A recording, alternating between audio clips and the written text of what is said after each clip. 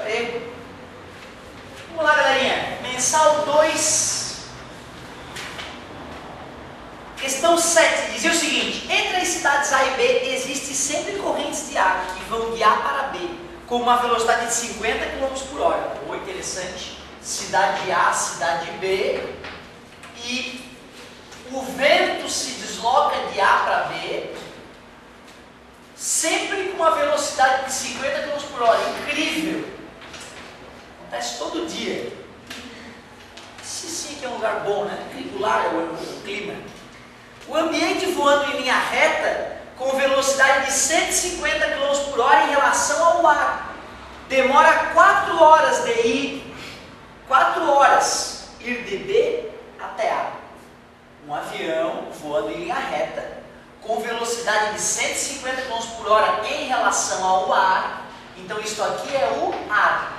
O aviãozinho, vou fazer um super teco-teco aqui. Meu Deus, que medo. Não, vou fazer um jato da Força Aérea pela madrugada. Não sei como é que ele está tão devagar. Turbina. Incrível. Ele voa para lá, então. Essa velocidade desse avião é em relação ao ar, é 150 km por hora. E ele demora 4 horas para fazer essa viagem. Delta T de B até A, 4 horas. Qual é a distância entre as duas cidades? Show de bola. Muito bonitinha a questão. Olha só. Essa questão é importante ficar claro o seguinte, gente. Saber a velocidade do avião em relação ao ar é diferente de saber a velocidade do avião em relação ao chão, em relação ao solo. Concorda comigo?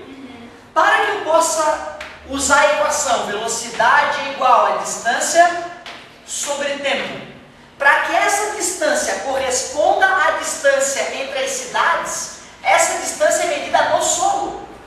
Concorda comigo? Portanto, a velocidade que eu tenho que usar para obter essa distância é a velocidade em relação ao...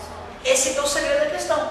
Tu vê, é só a velocidade média igual a distância sobre o tempo, mas tem que saber usar a velocidade correta. Pensem comigo. Se eu digo que essa aqui é a velocidade do ar em relação ao chão, concorda comigo? É 50 km por hora. Qual seria a velocidade? Já que eu estou afirmando isto é correto, qual seria a velocidade do avião em relação ao ar?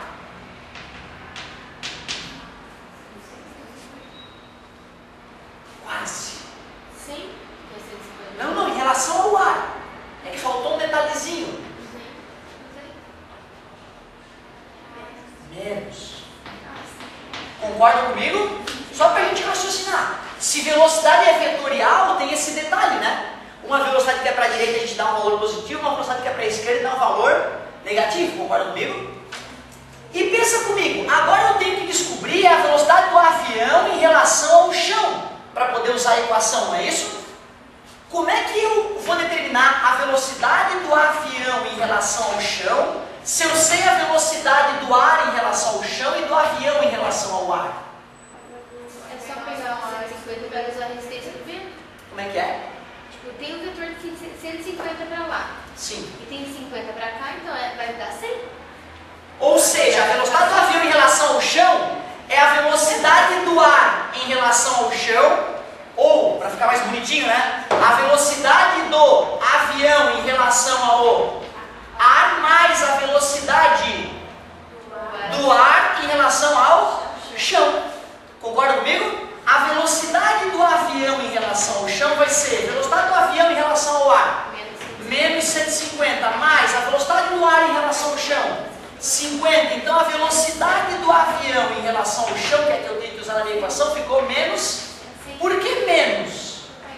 Só porque está indo para lá e eu disse que para a direita era mais. Só por isso. Não vou me preocupar com esse menos na hora de finalizar a conta, né? Porque eu obter uma distância de menos alguma coisa fica esquisito. Já que a velocidade é menos 100 ou 100 e eu quero descobrir a distância e o tempo foi... Está dividindo, passa 400 quilômetros. Agora vamos fazer o seguinte. legal, depois que a gente faz essa conta, a gente olhar para ver se faz sentido. Beleza? Tá? Vamos ver se faz sentido essa resposta que a gente achou? Vamos desligar o vento uma vez na vida nessa cidade? Anormal, hoje não tem vento.